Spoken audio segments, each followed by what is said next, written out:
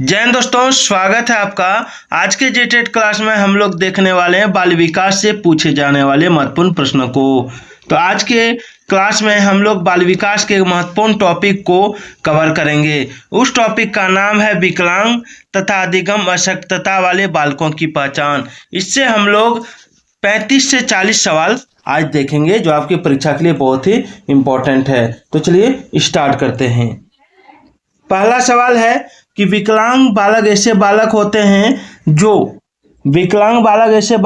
हैं जो मानसिक, शारीरिक व संवेगात्मक तीनों रूप से दोष युक्त हो, यानी मन से भी, शरीर से भी और संवेगात्मक रूप से भी उसमें दोष पाया जाता हो तो वो विकलांग बालक कहलाता है।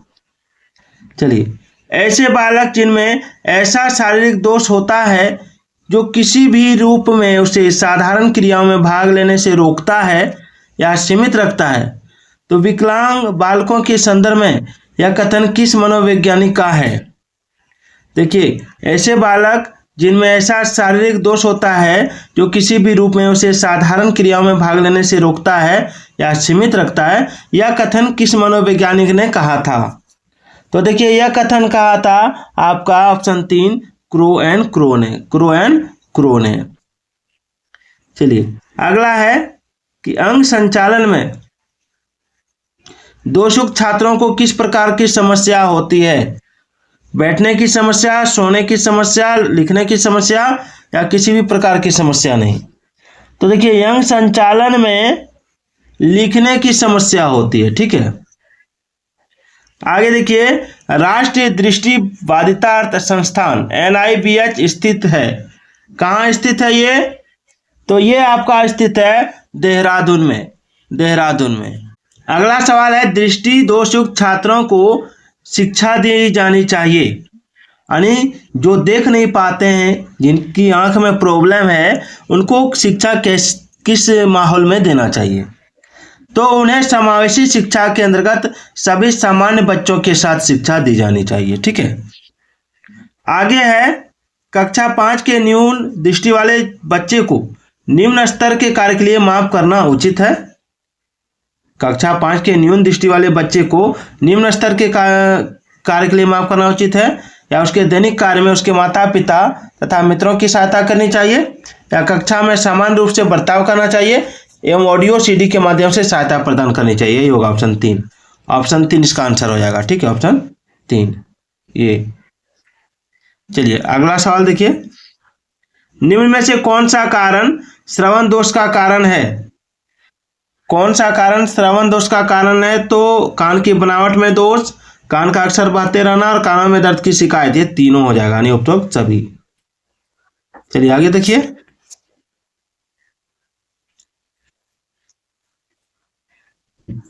अगला है, मानसिक रूप से विकलांग बालकों की पहचान कैसे होती है?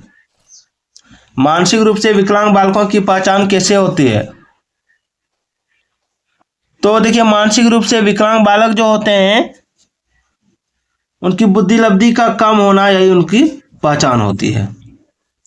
आगे, प्रिया एक मानसिक रूप से विकलांग बालिका है, उसकी क्या समस्याएं हो सकती हैं? आत्मविश्वास की कमी, सीमित बातचीत करना, स्वयं के कार्यों में कठिनाई महसूस करना या असहाय अनुभव करना? तो देखिए, इसका राइट आंसर होगा आपका ऑप्शन 3 A, B और C। ठीक है, A, B और C।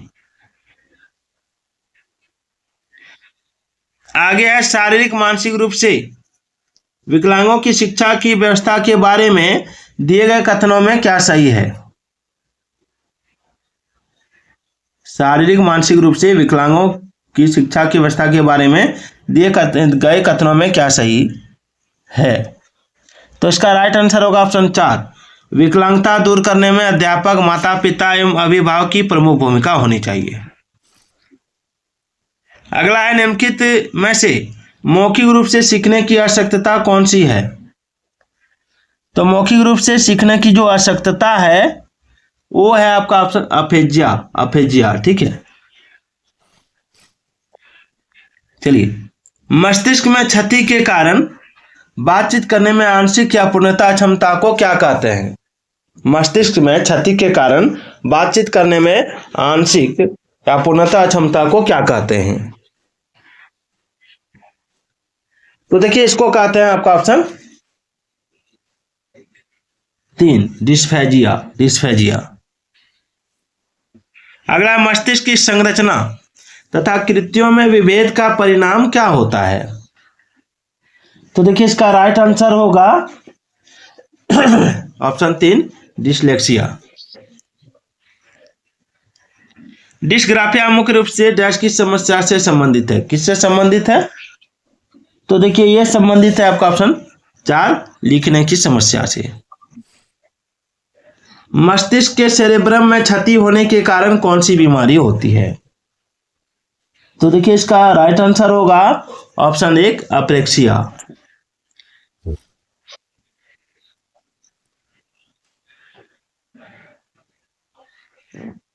चलिए आगे सवाल देखिए। अगला है, निम्न में कौन सही सुमेलित है? अफेजिया क्या है, डिस्प्लेक्सिया क्या है, एलेक्सिया क्या है, डिस्थीमिया क्या है? सही सुमेलित कौन सा है? तो देखिए इसका राइट आंसर होगा आपका ऑप्शन 4 डिस्थीमिया जो है गंभीर तनाव की अवस्था है। ठीक है, चलिए आगे देखिए। निम्न में किसका संबंध भ्रम से है? निम्न में किसका संबंध भ्रम से है? तो भ्रम से जो संबंध है वो है डिस्मोर्फिया। आपकी कक्षा का एक छात्र मोहन बोलते समय हकलाता है, आप उसकी कक्षा के प्रबंधन हेतु क्या आवश्यक कदम उठाएंगे? मोहन जब बोलते समय हकलाता है तो उसकी कक्षा के प्रबंधन हेतु आप क्या कीजिएगा?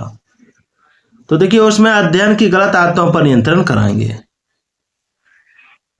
अब विगत वर्षों में पूछे गए प्रश्न, विशेष रूप से प्राथमिक स्तर पर विद्यार्थियों को सीखने संबंधी समस्याओं को संबोधित करने का सबसे बेहतर तरीका कौन सा है? तो देखिए सबसे बेहतर तरीका आपका हो जाएगा ऑप्शन 1 अक्षमता के अनुरूप विभिन्न शिक्षण पद्धतियों का प्रयोग करना। 5वीं कक्षा के दृष्टिबाधित विद्यार्थी, 5वीं कक्षा के दृष्टिबाधित जो विद्यार्थी हैं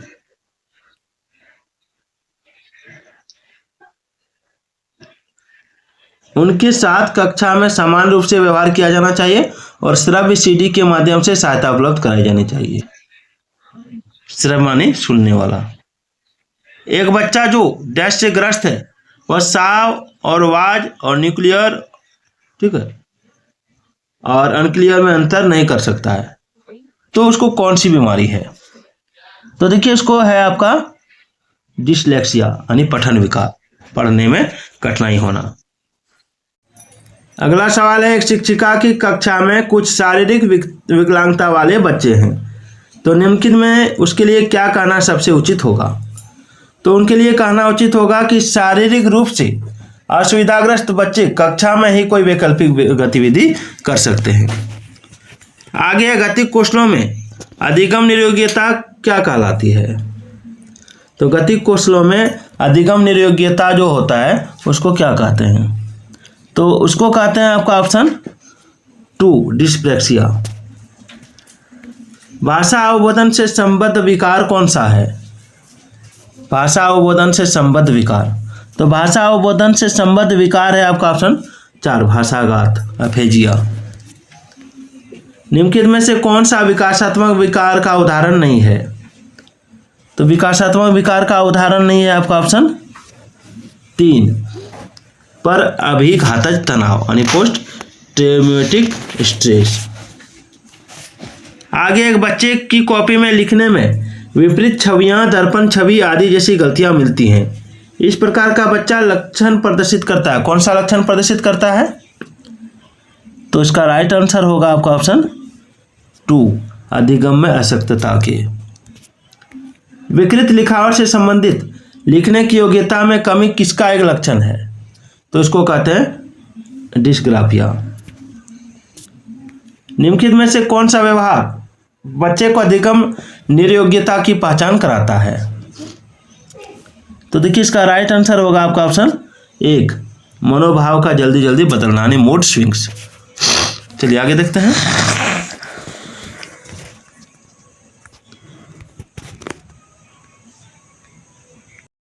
29 नंबर सवाल है, सुनने में असमर्थ बच्चा। सुनने में जो बच्चा असमर्थ होता है उसमें क्या प्रॉब्लम आता है? तो देखिए, श्रवण असमर्थता वाले बच्चों के विद्यालय में ही भेजा जाना चाहिए, नियमित विद्यालय में नहीं। ठीक है। पठन वैफल्य, पठन वैफल्य बच्चों के प्राथमिक लक्षण क्या है? तो पठन वैफल्य बच्चों के जो प्राथमिक लक्षण है वो है आपका ऑप्शन 3, धारा प्रवाह पढ़ने की अक्षमता। दिव्यांगजन अधिकार अधिनियम 2016 के अनुसार निम्न में से किस शब्दावली का प्रयोग उपयुक्त है? छात्र जिससे शारीरिक दिव्यांगता है, यही ऑप्शन 1। एक दृष्टिबाधिता वाले विद्यार्थी के लिए निम्न में से कौन सी सामग्री लाभदायक नहीं होगी? तो दृष्टिपट पठन सॉफ्टवेयर। निम्नलिखित में से कौन सी दिव्यांगता सामाजिक संचार में चुनौतियों का कारण बनती है? तो देखिए, इसका राइट आंसर होगा आपका ऑप्शन 3, आत्मकेंद्रिता और स्वालीनता। ठीक है। आगे, सामग्री को कई तरीके से प्रस्तुत करने के प्रावधान से निम्नलिखित में से किसके समावेशन में सहायता मिलती है? तो देखिए, इसका राइट आंसर होगा आपका ऑप्शन 4, गतिमान दिव्यांगता वाले छात्र। वीडियो कैसे लगी कमेंट जरूर कीजिएगा।